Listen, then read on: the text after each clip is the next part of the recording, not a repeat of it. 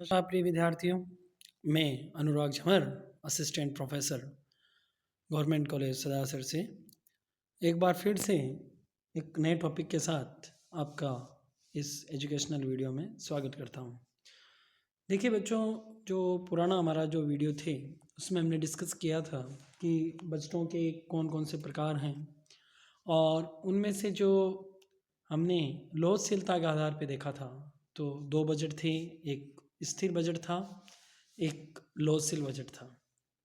तो स्थिर बजट व लोचशील बजट क्या होते हैं, उनकी परिभाषाएं हमने देखी थी और एक न्यूमेरिकल एग्जाम्पल भी हमने सॉल्व किया था। आज जो थ्योरेटिकल रूप से कई बार आपके प्रश्न पत्र में जो क्वेश्चन आता है कि स्थिर एवं लोचशील या फिक्स्ड और फ्लेक्सिबल जो बजट है उनमें आपको अंतर बताने हैं। लोचशील बजट को हम परिवर्तनशील बजट भी कहते हैं और स्थिर बजट को हम अपरिवर्तनशील बजट के नाम से भी जानते हैं। तो चलिए देखते हैं हम आज कि स्थिर बजट व लोचशील बजट में क्या अंतर है। तो कभी भी आपके सामने ये क्वेश्चन आए जहाँ पे आपको किन्हीं दो टर्म्स में, किन्हीं दो टर्मिनोलॉजी में आपको डिफ्रेंशिएट करना हो, तो आपका जो क्वेश्चन का आंसर देने का जो तरीका होगा वो जो अभी आपके सामने फॉर्म दिख रहा है, टेबल बनी हुई है, इसी टेबल फॉर्म में आप हमेशा जब अंतर वाले क्वेश्चन हो उनका उत्तर दें। देखिए इसमें मैंने अपनी सुविधा से 3 कॉलम बनाए हैं, आप 4 भी बना सकते हैं। जो सबसे पहला जो कॉलम होता है वो होता है क्रम संख्या का। यहाँ देखिए आप 1 2 3 4 5 6, ये जो क्रम मैंने दे रखे हैं ये आपकी क्रम संख्या कॉलम हो गया। दूसरा जो आपका कॉलम है वो होता है अंतर का आधार बिंदु। यहाँ पे मैंने इन दोनों कॉलम को एक ही कॉलम में शामिल कर रखा है। आप अपनी सुविधा के हिसाब से और जितना टाइम हो उसके हिसाब से आप पैटर्न फॉलो कर सकते हैं। इसमें आपको सेकंड है जो उसमें आपको लिखना है अंतर का आधार बिंदु। ये जो आप देख रहे हैं इसमें प्रकृति, परिस्थितियाँ, लागत, वर्गीकरण, तुलना, पूर्वानुमान, लागत निर्धारण नहीं, ये जितने भी शब्द लिखे हुए हैं ये वो आधार हैं जिनके ऊपर ये अंतर इन दोनों टर्म्स में की हुई है। तीसरा जो कॉलम होगा वो आपका जो भी आपसे टर्म सोची गई है उसमें से प्रथम टर्म्स का, और जो लास्ट जो कॉलम होगा फोर्थ, उसमें जो दूसरी टर्म है जिन दोनों में अंतर करना उसका आपको ऊपर लिखना है, डिटेल लिखनी है विवरण में। तो हमारे पास 4 कॉलम हो गए टेबल में, एक क्रम संख्या का, दूसरा अंतर का आधार बिंदु का, तीसरे में फर्स्ट टर्म और चौथी में दूसरी टर्म, जिन दोनों में आपको अंतर दिखाना है। तो ये स्टैंडर्ड प्रोसीजर है जो आप इसको फॉलो करें जब ऐसे कोई भी क्वेश्चन आए जहाँ पे आपको अंतर स्पष्ट करना हो। तो चलिए हम देखते हैं कि स्थिर एवं लोचशील बजट में क्या क्या अंतर है। तो देखिए बच्चों, पहला जो अंतर है वो है प्रकृति का। तो स्थिर जो बजट होता है वो वह बजट होता है जो अपरिवर्तनशील होता है। देखिए नाम से स्पष्ट है, स्थिर यानी जड़ जो स्थिर है, जिसमें परिवर्तन नहीं किया जा सकते। तो ऐसी वस्तु या ऐसा बजट जिसमें आप चेंजेस नहीं कर सकते तो वो स्थिर बजट कहलाता है। दूसरी तरफ परिवर्तनशील बजट वह बजट होता है जिसको आप अकॉर्डिंग टू सिचुएशन, परिस्थितियों के अनुरूप अगर आप उसको परिवर्तन करना चाह रहे हो और उसको परिवर्तन कर पा रहे हो तो वो आपका हो गया वेरिएबल बजट। मैंने आपको पहले वाले वीडियो में स्पष्ट किया, वापस कह रहा हूँ कि वर्तमान में जब हम देखते हैं तो व्यवहारिक रूप में जो बजट बनते हैं वो सारे परिवर्तनशील बजट बनते हैं। ये जो डिफरेंशिएट है ये सैद्धांतिक रूप से रह गया है कि ये स्थिर बजट है और ये परिवर्तनशील बजट। सेकंड जो पॉइंट है वो है परिस्थितियाँ।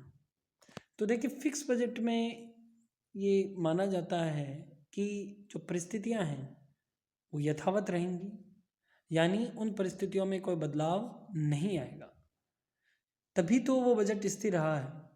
लेकिन परिवर्तनशील बजट में व्यवहारिक अप्रोच अपनाई गई है और ये माना गया है कि जो क्रियाशीलता का स्तर है उसमें बहुत सारे कारक होते हैं जिनके कारण से परिवर्तन आना संभावी है और उन परिवर्तनों के अनुरूप हमको भी हमारे बजट को चेंजेस या मॉडरेट करना है।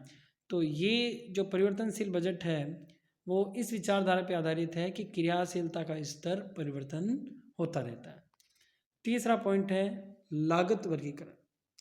तो लागतों को परिवर्तनशीलता की प्रकृति के अनुसार विभाजन नहीं होता। देखिए इसमें जो बजट है वो स्थिर बजट है और इसमें जो भी लागत है, जो भी मदें हैं जिन पे लागत लग रही है, उन सारी मदों में कोई अंतर नहीं किया जाता। सारी मदों को ही स्थिर माना जाता है और स्थिर बजट मनाया जाता है। जबकि हमने न्यूमेरिकल जो एग्जाम सॉल्व किया था उसमें भी हमने देखा था कि जब हम वेरिएबल बजट बनाते हैं तो उसमें हम लागतों का वर्गीकरण करते हैं। कुछ लागत होती हैं जो स्थिर होती हैं, कुछ लागत होती हैं जो परिवर्तनशील लागत होती हैं और कुछ लागत अर्ध परिवर्तनशील लागत भी होती हैं और इन तीनों में हम उनको डिवाइड करते हैं। अगर आप एग्जाम्पल रूप में देखना चाहेंगे कि जब हम फिक्स बजट जब हम वेरिएबल बजट बनाते हैं या वेरिएबल बजट का सॉल्यूशन करते हैं तो कुछ जो मदें होती है वो फिक्स्ड होती है, लाइक डेप्रिसिएशन। भाई आप मशीन को चाहे 40% ऑपरेट करो, चाहे चलाओ ही नहीं, चाहे उसकी फुल कैपेसिटी पे करो, जो आपका ह्रास या डेप्रिसिएशन की जो राशि होगी वो समान रहती है। तो ऐसी मदें जिनमें फ़र्क नहीं पड़ता प्रोडक्शन के लेवल का, वो हो गई स्थिर। कुछ ऐसी मदें होती हैं आपकी जो प्रोडक्शन लेवल के हिसाब से उन पे लागत लगती है, जैसे रॉ मटेरियल, कच्चा माल। तो कच्चा माल अगर आप नहीं बनाएंगे तो नहीं लगेगा। अगर आप 50% कैपेसिटी पे बना रहे हैं तो 50% लगेगा। अगर आप 100% कैपेसिटी पे बना रहे हैं तो आपका 100% कच्चा माल लगेगा। तो यहाँ पे जितना कच्चा माल लग रहा है उसके अनुरूप आपकी लागत लग रही है। तो ये जो लागतें होती हैं वो परिवर्तनशील लागत होती हैं। अर्ध परिवर्तनशील लागत वे लागतें जो जिनमें स्थिर व परिवर्तनशील दोनों के गुण पाए जाते हैं। जैसे आपके इलेक्ट्रिसिटी बिल, इसमें हमने देखा है कि जो इलेक्ट्रिसिटी में है, जो मीटर चार्जेस हैं वो फिक्स्ड है। आप यूज करें इलेक्ट्रिसिटी, आप ना करें, लेकिन जो मीटर चार्जेस हैं वो आपके लगने ही लगने, जो स्थायी शुल्क है वो लगना ही लगना है। और जैसे जैसे आप बिजली का कंजम्पशन करेंगे वैसे वैसे आपकी बिजली का पैसा या जो यूनिट वाइज आपके वो बिल बढ़ता जाएगा। तो कुछ लागतें अर्ध परिवर्तनशील लागतें होती हैं, कुछ पूर्णतया संपूर्णतया परिवर्तनशील होती हैं, वो परिवर्तनशील लागतों में। जो आंशिक होते हैं वो अर्ध परिवर्तनशील लागतों में। और जो होनी ही होनी है, चाहे आप प्रोडक्शन करें या ना करें, जिनमें प्रोडक्शन कैपेसिटी का कोई इफेक्ट नहीं आता, वो स्थिर लागतें होती हैं। तो परिवर्तनशील जो बजट होता है उसमें हम लागतों का वर्गीकरण 3 आधार पे करते हैं: स्थिर, परिवर्तनशील व अर्ध परिवर्तनशील लागत। नेक्स्ट पॉइंट देखते हैं, तुलना। तो देखिए जब हम तुलना करते हैं तो इनका विभाजन संभव नहीं है कि आप चाहे कितनी भी उत्पादन की मात्रा हो, आपका जो कॉस्ट है वही रहती है स्थिर बजट में, तो इसमें तुलना संभव नहीं है। लेकिन अर्ध परिवर्तनशील में तुलना की जा सकती है, तुलना की जाती है कि भाई 50% कैपेसिटी पे हमारा क्या कॉस्ट आ रही है, 80% पे क्या कॉस्ट आ रही है, कितना प्रॉफिट हमारा ज़्यादा होगा कम होगा, हमको कौन सी प्रोडक्शन कैपेसिटी यूज करनी है, अपनानी है। तो ये बात अर्ध परिवर्तनशील या आप यूँ कह सकते हैं जो परिवर्तनशील बजट है उसमें लागू होती है।